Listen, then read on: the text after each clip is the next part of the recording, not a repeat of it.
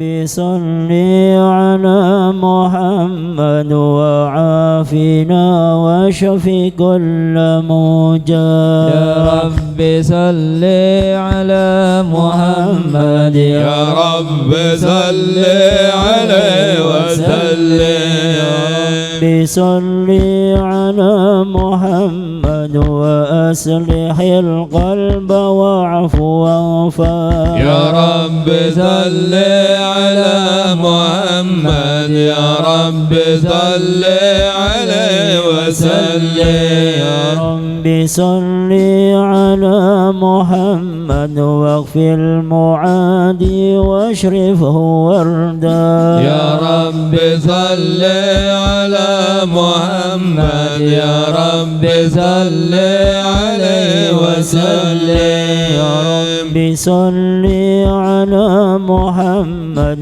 نخل في حسنك الممنى يا رب صل على محمد يا رب صل عليه وسلم يا رب صل على محمد رب ارضى عنا رضاك الأرفع يا رب صل على محمد واجعل لنا في الجنان مجمع يا رب صل على محمد يا رب صل عليه وسلم يا رب صل على محمد يا رب صل عليه وسلم يا رب صل على محمد رافق بنا خير خلقك اجمع يا رب صل على محمد يا رب صل عليه وسلم يا رب صل على محمد يا رب صل عليه وسلم يا رب صل على محمد يا رب صل عليه وسلم أسعد الأيام يوم جاءنا فيه محمد جمع الناس ووهد ونداء الحق ردا فشد الدهر وغارت أسعد الأيام فسد الدهر وغارت أسعد الأيام أسعد الأيام يوم جاءنا فيه محمد جمع الناس ووهد ونداء الحق ردا فسد الدهر وغارت أسعد الأيام فسد الدهر وغارت أسعد الأيام جاءنا الناس فوضى بعضهم يظلم بعضا فأقام الحق فرضا حقق العدل وأرضا جاءنا والناس فوضى بعضهم يظلم بعضا فأقام الحق فرضا حقق العدل وأرضا وشد الدهر وغرد أسعد الأيام وشد الدهر وغرد أسعد الأيام أسعد الأيام يوم جاءنا في محمد جمع الناس ونداء الحق ردت فسد الأيام أسعد الأيام فسد الدار وغرت أسعد الأيام نحن مذ جاءت دينا هلت البشرى علينا فسعى الناس إلينا يوم أرضينا محمد جاءنا هلت البشرى علينا فسعى الناس إلينا يوم أرضينا محمد وشد الدهر وغرد أسعد الأيام وشد الدهر وغرد أسعد الأيام أسعد الأيام يوم جاءنا فيه محمد جاءنا نداء الحق ردت فسد الدار وغرت أجل الأيام فسد الدار وغرت أجل الأيام كلما نادى المنادي أوحد في الرب هادي أوشد في الراد شادي فعلى خير العباد كلما نادى المنادي أوحد في الرب هادي أوشد في الراد شادي فعلى خير العباد صل يا رب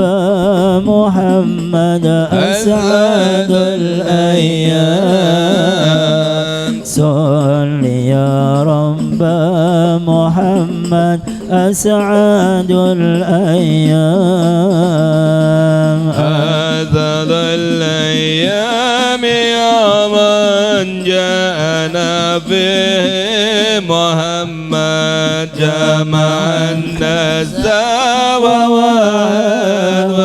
ونداء الحق ردت فسد الدار وغرت أسعد الأيام فسد الدار وغرت أسعد الأيام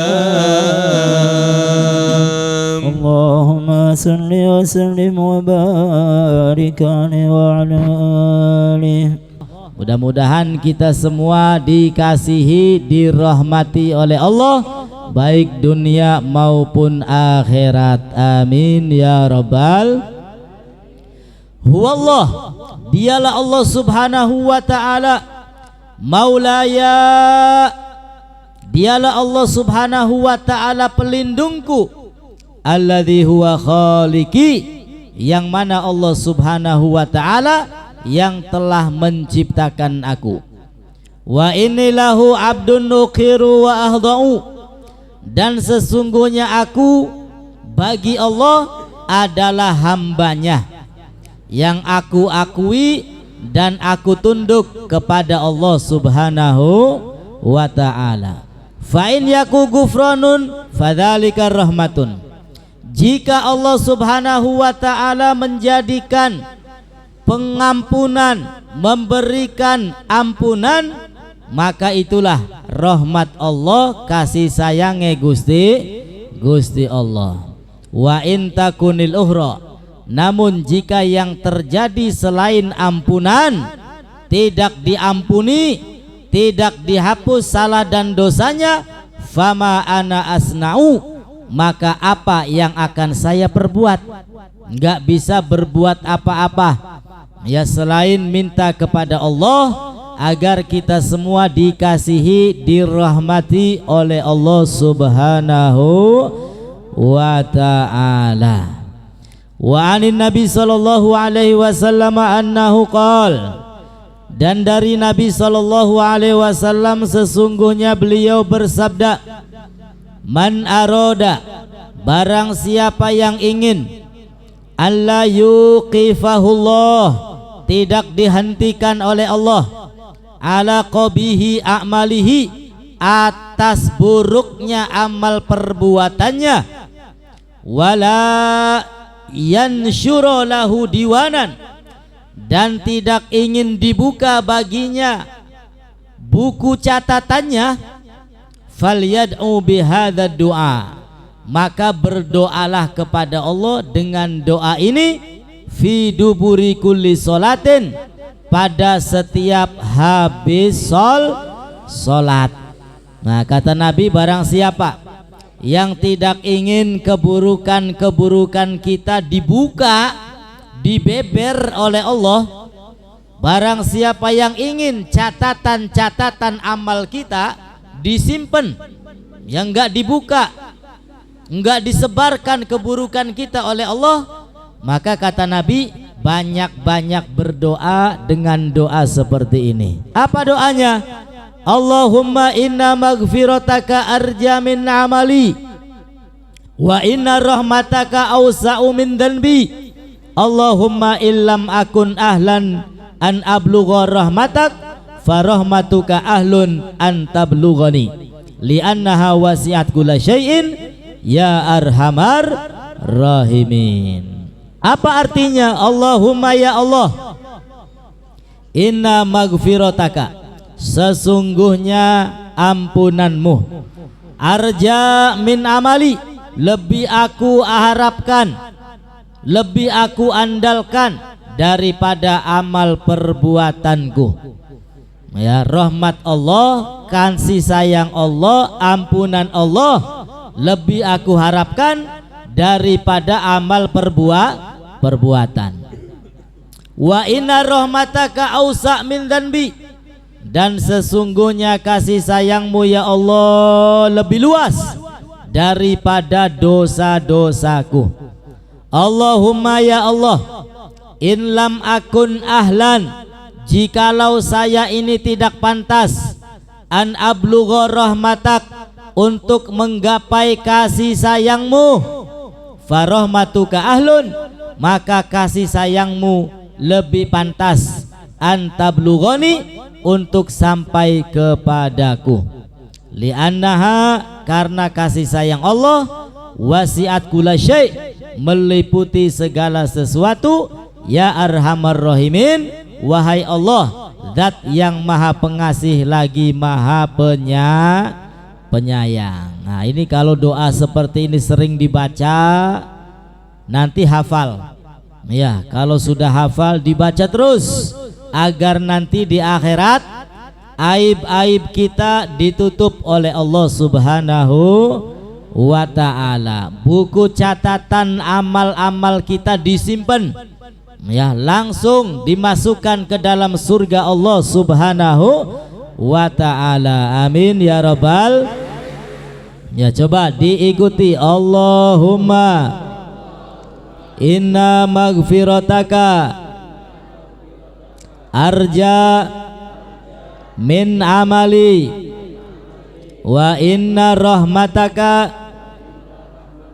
awsa'u min dhanbi. Allahumma illam akun ahlan an ablugha rahmatak farahmatuka ahlun an tablughani li'annaha wasi'at kulla syai'in ya arhamar rahimin. Wis apal?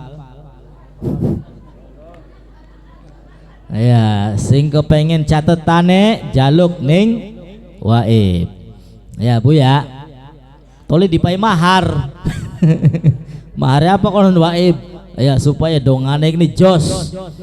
Ya, dengan doa seperti itu ya insya Allah keburukan kita, aib kita yang telah dicatat pada buku catatan disimpan oleh Allah, tidak disebarkan oleh Allah Subhanahu wa ta'ala. Amin ya rabbal. Wal maghalatu tsaniyah wassalasun, dan maghalah yang ke-32.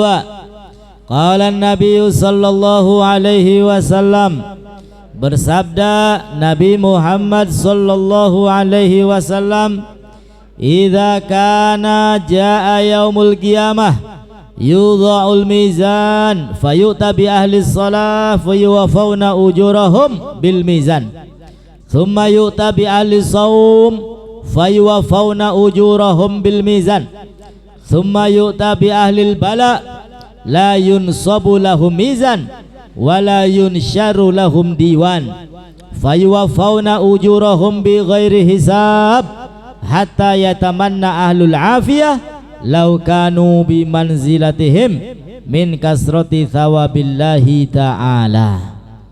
Magalah yang ke-32, hadis Nabi sallallahu alaihi wasallam, beliau mengatakan idza kana, apabila datang yaumul qiyamah, datang hari kiamat, yudha'ul mizan, maka ditaruh, diletakkan mizan. Apa itu mizan? Timbangan.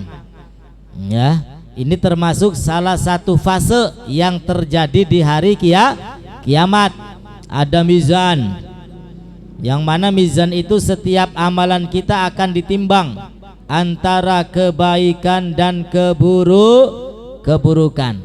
Nanti ada lagi namanya sirat, jembatan siratal mustaqim, yang mana lebih tajam daripada pedang, lebih tipis daripada satu rambut yang dibelah 7.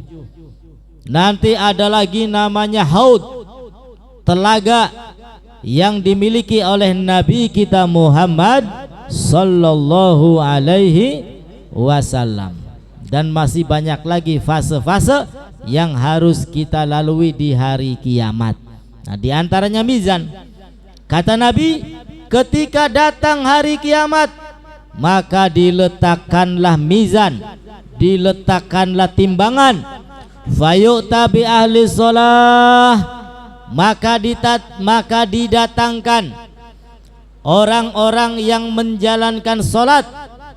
Fayuwaffawna ujurahum, setelah ditimbang salatnya berapa banyak, ya, setelah ketahuan nilai ganjaran, nilai pahala, fayuwaffawna ujurahum, maka Allah Subhanahu wa ta'ala memberikan pahala-pahala tersebut untuk orang tersebut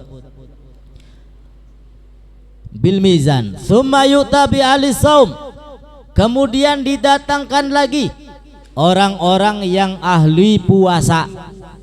Ya, yang ahli puasa didatangkan, lalu ditimbang seberapa banyak puasanya, seberapa banyak pahalanya. Setelah ketahuan hasilnya, maka diberikan kepada orang yang ahli saum, yang ahli puasa di mizan. Thumma, kata Nabi sallallahu alaihi wasallam, yu'ta bi ahlil bala, didatangkan lagi, yaitu orang-orang yang terbiasa mendapatkan ujian, yang sering mendapatkan ujian dari Allah Subhanahu wa ta'ala. La yunsabu lahum mizan, itu enggak pakai ditimbang lagi oleh Allah. Dipanggil, didatangkan, ya timbangannya enggak pakai ditimbang. Wala yunsyaru lahum diwan, dan buku catatan enggak dibuka oleh Allah.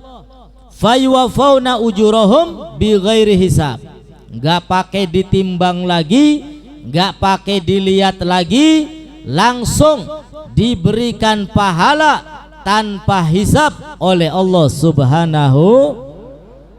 Saking akehe pahala sing Gusti Allah wis beli ditaker maning, ora ditimbang maning ning Gusti Allah. Siapa mereka?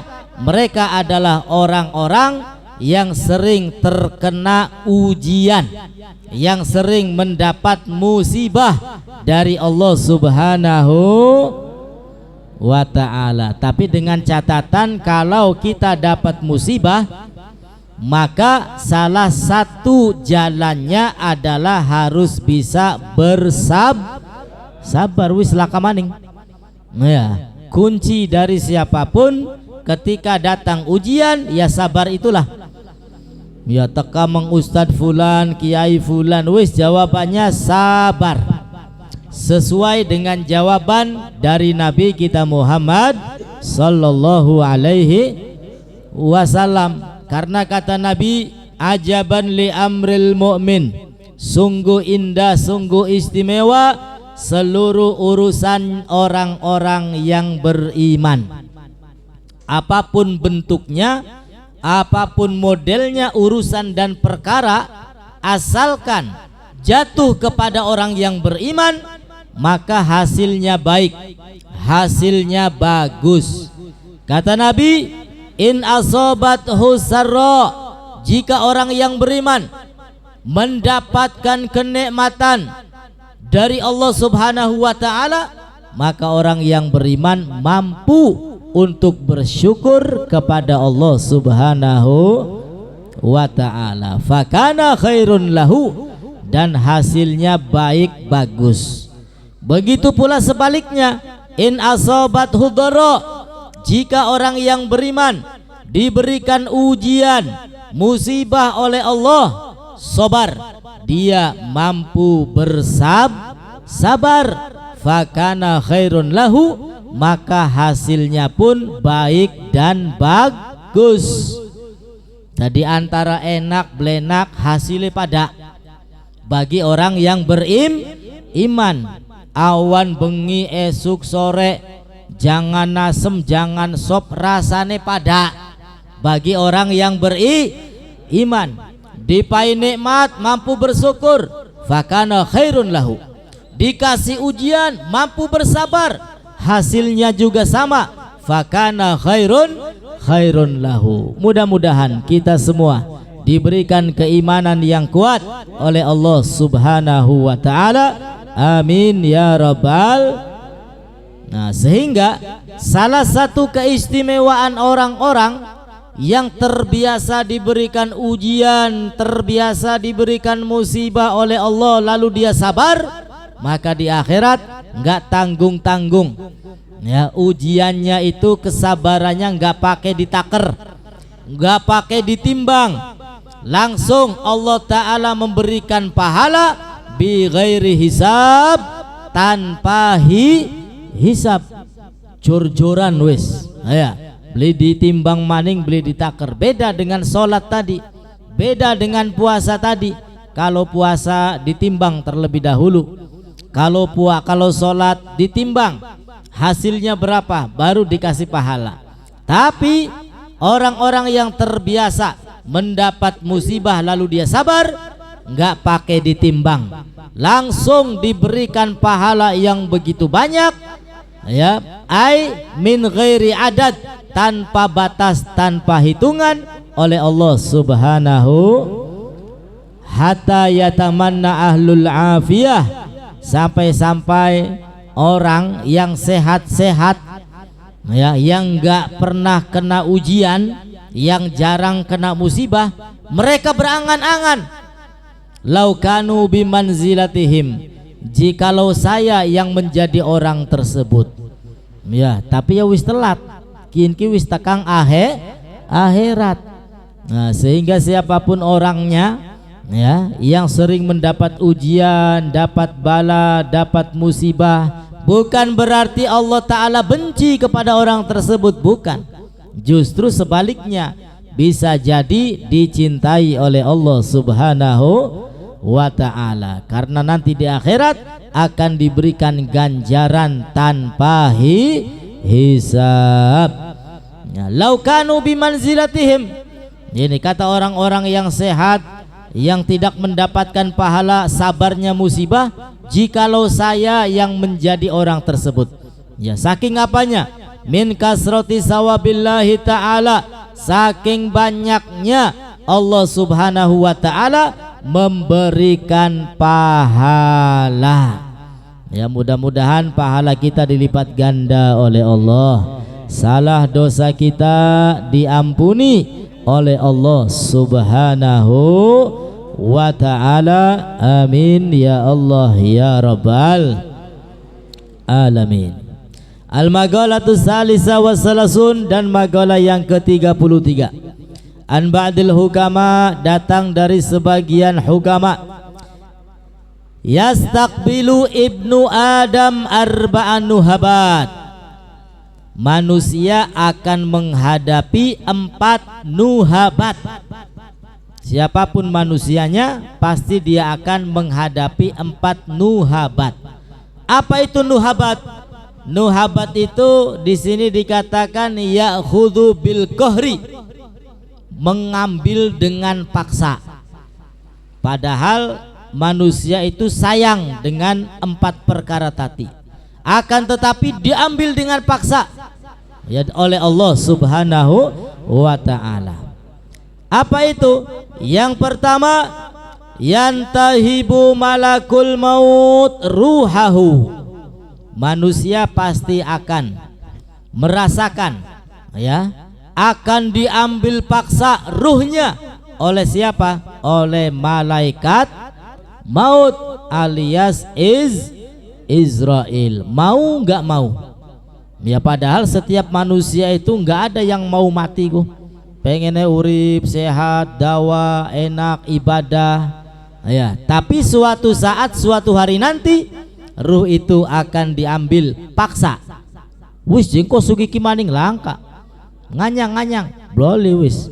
Ya, kalau sudah waktunya tiba, ya, diambil paksa oleh malaikat. Ya, sehingga mudah-mudahan ketika datang ajal menjemput kita dalam keadaan husnul khotimah, dalam keadaan iman Islam. Amin ya Rabbal alamin. Yang kedua, wa yantahibul warasatu malahu, dan akan diambil paksa oleh ahli waris apanya? Hartanya.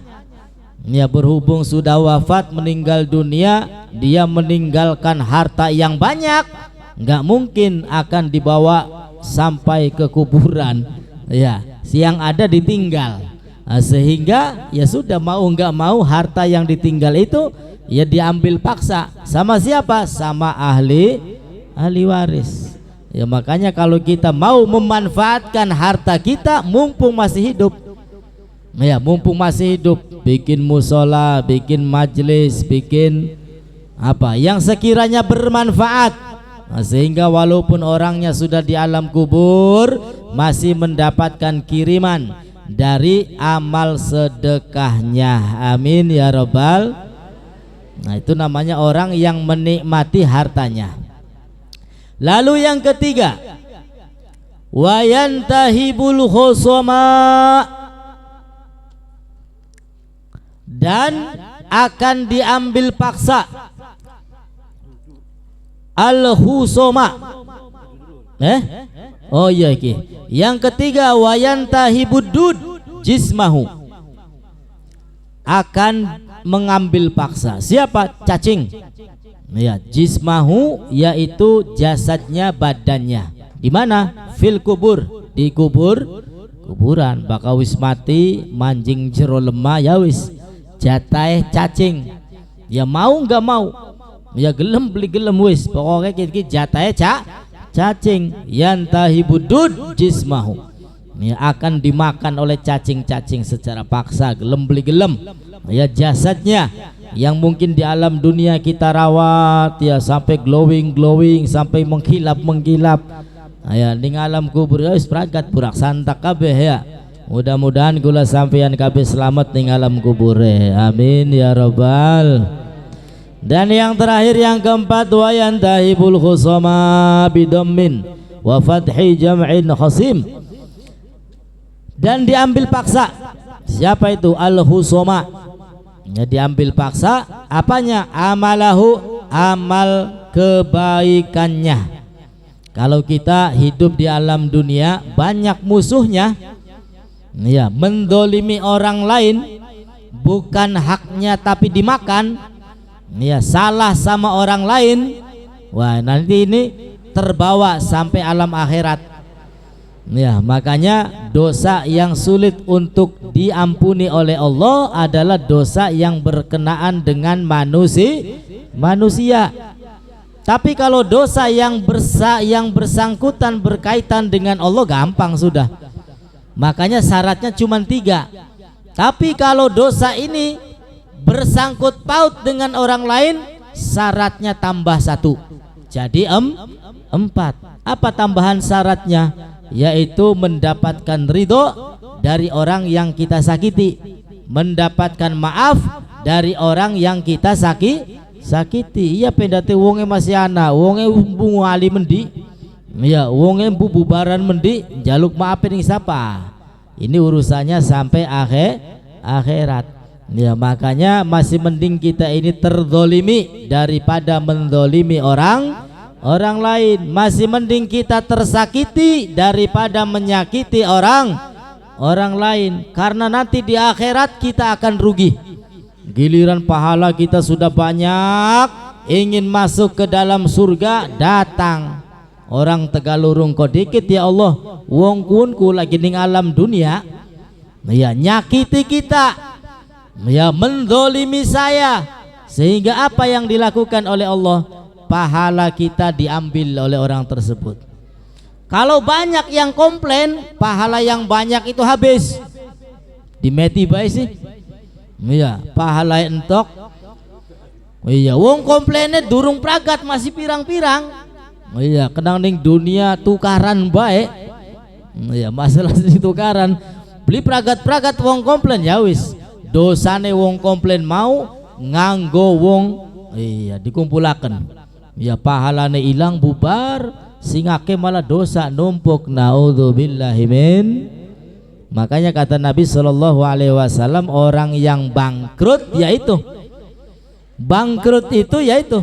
ya di akhirat banyak pahala, banyak amal kebaikan, akan tetapi pahala-pahala tersebut habis satu persatu diambil orang lain. Ya ini yantahibul khusama amalahu, diambil paksa oleh musuh-musuhnya ketika hidup di alam dunia. Amal kebaikannya, pahalanya dipaksa oleh Allah Subhanahu wa ta'ala, sehingga sudah nggak usah cari musuh. Lebih baik kita yang tersakiti daripada menyakiti. Dengan begitu insya Allah pahala kita tetap utuh dan kita semua mendapatkan rahmat kasih sayang dari Allah Subhanahu wa ta'ala. Amin ya Allah ya Rabbal alamin. Itu saja, mudah-mudahan manfaat untuk kita semua. Ala hadiniyah wa likulli niyah salihah wa ila hadratin nabi. Al-Fatihah.